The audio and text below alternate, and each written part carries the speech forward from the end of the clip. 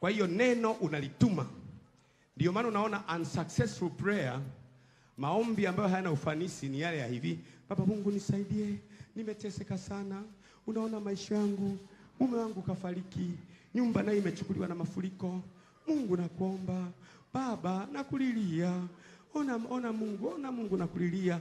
Hiyo inaitwa self pity. Unajihurumia. Mungu haendi hivyo. Mungu anatenda kazi kupitia neno lake.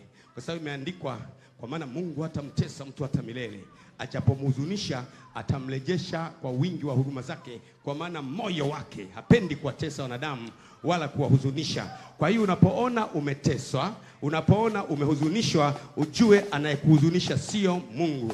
Lazima upange vita, na kuipanga vita lazima kwanza ujue imeandikwa nini kwa habari ya vita vyako. Inaweza kuwa vita vyako ni wachawi. Wachawi wapo rafiki, usidanganye. Unapanga vita, unasema hakuna uganga juu ya Yakobo wala uchawi juu ya Israeli. Mimi ndio Israeli wa Bwana, hakuna uganga juu yangu. Na amuru usiku wa leo, hakuna mwewe, hakuna bundi, hakuna paka atakayekatiza juu ya paa la nyumba yangu, katika damu ya Yesu Kristo. Na sambaza waya wa damu ya Yesu Kristo kila mahali. Unapotega waya kwenye ulimwengu wa roho, nyaya zinaanza kushoto, kulia, mashariki, kaskazini, juu, chini, nyaya zinaanza. Wanapokuja wale vibwengo wanasema Bwana leo hapa pitiki. Ukiamka wewe asubuhi unakwenda kanisani, tunaimba tu Mungu yu mwema, ametenda maajabu, umeshawakomesha. Matokeo yake wataanza kukuita wewe mchawi. Wakikuita mchawi, usiwapeleke polisi. Wakikuita mganga, usiwapeleke polisi. Kumbuka Danieli, walimwambia Danieli, mkuu wa waganga na wachawi wa Babeli. Yaani Danieli alipowanyuka sana, wakawa hawaamini kwamba anatumia Mungu, wakajua naye ni mchawi wa aina yake, lakini mchawi wa ngazi kubwa kuliko ngazi yao. Usishindane na watu wanaokuita wewe mchawi, wanaokuita wewe Freemason. Usishindane nao. Wewe chapa mwendo.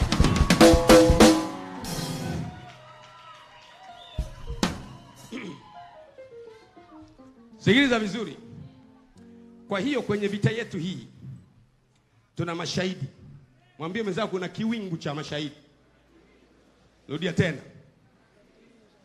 tena. Una kiwingu cha mashahidi.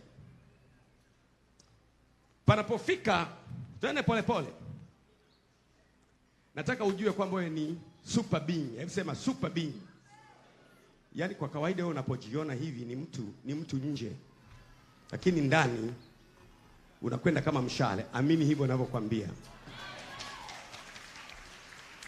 Nifundishe mambo ambayo nimeshawahi kusema.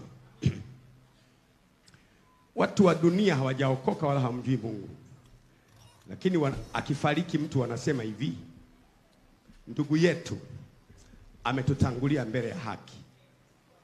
Wanajua watu wa dunia, wanasema kabisa, jamani, tuinamishe vichwa kwa dakika 5, tumkumbuke ndugu yetu ambaye mwaka jana ametutangulia mbele. Ina maana yule mtu yupo, ila ametangulia wapi? Kwenye kiti ambacho enzi yake ni haki na hukumu, ametangulia. Lakini ukienda makaburini kufukua mwili wake, upo. Ina maana ule uliozikwa sio yeye, alitoka ndani ya mwili wake akaenda mbele ya haki.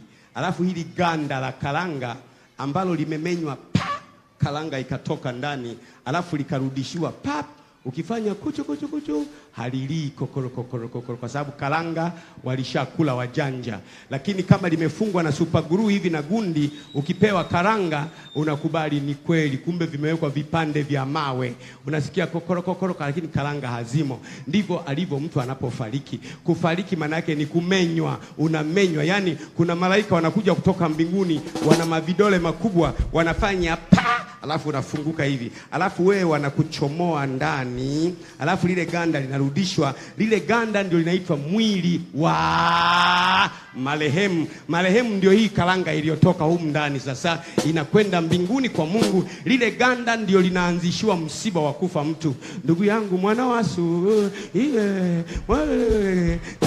kwa makabila, kila mtu na makabila yake. Mwana wane ingekuwa kwetu kule sasa Mbeya, hasa Kiela sana na Tukuyu, utasikia wanasema, mwanangu imekuwaje, uliniletea kanga juzi tu, uliniletea hiki mwanangu, wamefanya nini? Imekwaje? Amka mwanangu, angalau nisemeshe. Au ingekuwa ni kule Ukelewe watu wanalia mpaka nazimia, akizimia akija kuamka anataja tu zile sifa ambazo marehemu alifanya. Kumbuka huyu naye mwambia sio marehemu, ni mwili wa marehemu. Ndani yako rafiki kuna mtu ambaye ndio wewe, na hakuna mtu aliyewahi kuona aliye ndani yako. Usimdharau mtu kwa ajili ya sura ya nje. Hizi sura za nje sio mimi, weusi huu sio mimi. Mimi nakaa ndani, wala sihitaji kujibadilisha. Badilisha hii sio mimi.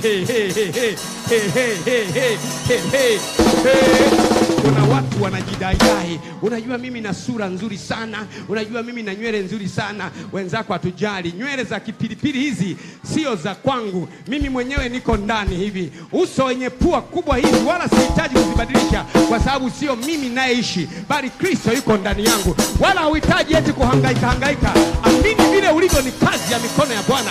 Mungu amekuumba, sura ya nje ni ya udongo, mavumbi wewe, na mavumbini utarudi, na roho ambayo ndio kalanga itamrudia Mungu aliyeitwaa. Kwa hiyo unapotaka kukata roho, kuna malaika wanakuja kutoka mbinguni, wanakopasua, unafunguka, alafu unanyofoka ndani. Una sura tofauti, kama vile kalanga ilivyo tofauti, ndivyo mtu anapokuwa na sura tofauti.